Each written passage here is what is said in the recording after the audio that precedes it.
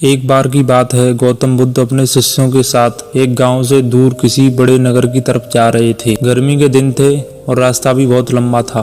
गौतम बुद्ध अपने शिष्यों सहित बहुत देर से चल रहे थे, जिस वजह से उन्हें बहुत प्यास लगी। वहां से कुछ ही दूर बरगद के वृक्ष की घनी छांव थी। सभी लोग उस वृक्ष के पास पहुंच जाते हैं। महात्मा बुद्ध अपने शिष्यों सहित वृक्ष की घनी छाया के लिए विश्राम करने लगते हैं। बहुत देर से चलने की वजह से सभी का गला प्यास से सूख रहा था। बुद्ध ने अपने एक शिष्य को कहा, आप इस बरगद की छाया से 20 कदम दूर जाकर बरगद की 2 बार परिक्रमा करके वापस आओ। शिष्य वैसा ही करता है जैसा बुद्ध ने बताया। परिक्रमा के बाद जब शिष्य महात्मा बुद्ध के पास आया तो बुद्ध बोले कि क्या आपको किसी ठंडी हवा का अनुभव हुआ? शिष्य बोला, हाँ, उस उत्तर दिशा की तरफ से मुझे एक ठंडी हवा का अनुभव हुआ था। शिष्य की यह बात सुन महात्मा बुद्ध शिष्य से तुरंत बोले, उसी दिशा में चले जाओ, जरूर वहां से कुछ ही दूर तक तालाब अवश्य मिलेगा। उस तालाब से सबके लिए पानी ले आओ। शिष्य उसी दिशा में जब कुछ दूर तक जाता है तो वहाँ सच में एक तालाब होता है। तालाब देख शिष्य बहुत प्रसन्न होता है और तालाब के निकट जाकर जैसे ही तालाब से पानी भरने वाला होता है,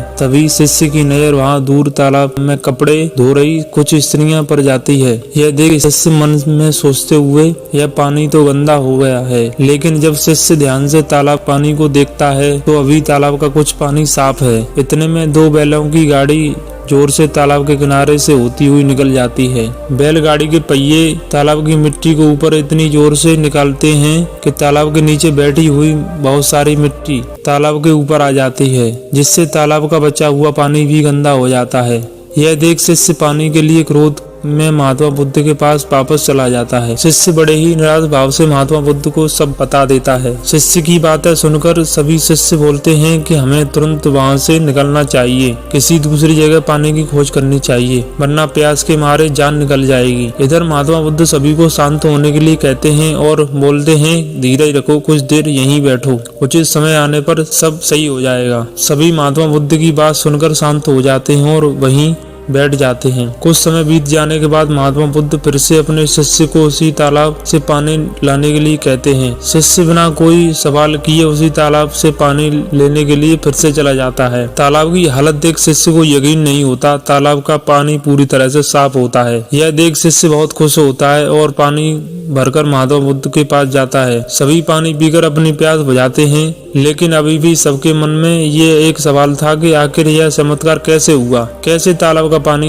तो गंदा था? उन्हें लगा कि ये जरूर बुद्ध की शक्ति है। इनमें एक शिष्य ने यह सवाल महात्मा बुद्ध से पूछ ही लिया कि यह चमत्कार आपने कैसे किया? शिष्य का जवाब देते हुए महात्मा बुद्ध बोले कि यह चमत्कार नहीं, यह आपके सब्र का फल है। यह फल है आपके सब्र बनाए रखते हुए उचित समय के इंतजार का। जितनी देर हम सब लोगों ने सब्र किया, इतनी देर तक तालाब के पानी के ऊपर तैर रहे सभी गंदे तत्व और मिट्टी तालाब के पानी नीचे बैठ रहे थे। फिर कुछ देर बाद शिष्य जब वहां तालाब के पास पहुंचा, तब तक दूषित पानी नीचे बैठ चुका था, जिस वजह से तालाब का पानी पहले की तरह साफ हो चुका था और तालाब साफ दिखाई दे रहा था। यदि उस समय आप लोगों ने सब्र न किया होता, धैर्य न किया होता, तो आप सब इतनी गर्मी में पानी की खोज में प्यासे रहकर शायद अब तक मृत्यु को प्राप्त हो गए होते। क्योंकि यहाँ से अगला कोई तालाब है या नहीं, और होगा भी तो क्या इसका पानी साफ होगा या नहीं? इन सब कारणों से आप कभी प्यास न बुझा पाते और प्यास से मर जाते। फिर इतना बोलने के बाद महात्मा बुद्ध शिष्यों को एक सीख देते हुए कहते हैं कि जैसी स्थिति हम लोगों के समक्ष आई है,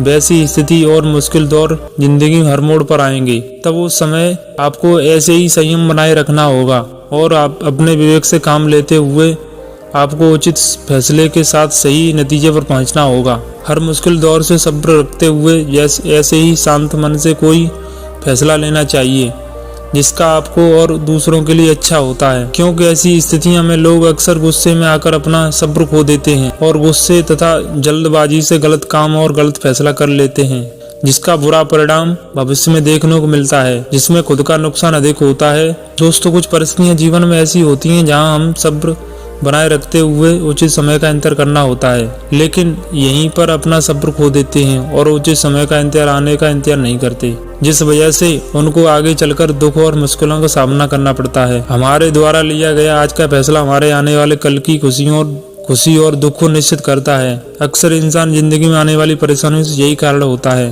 दोस्तों, कहानी पसंद आए तो लाइक करें और चैनल पर नए हैं तो सब्सक्राइब करें और बेल आइकन को प्रेस करना ना भूलें। तब तक चैनल पर बने रहिए, खुशियां बांटते रहिए।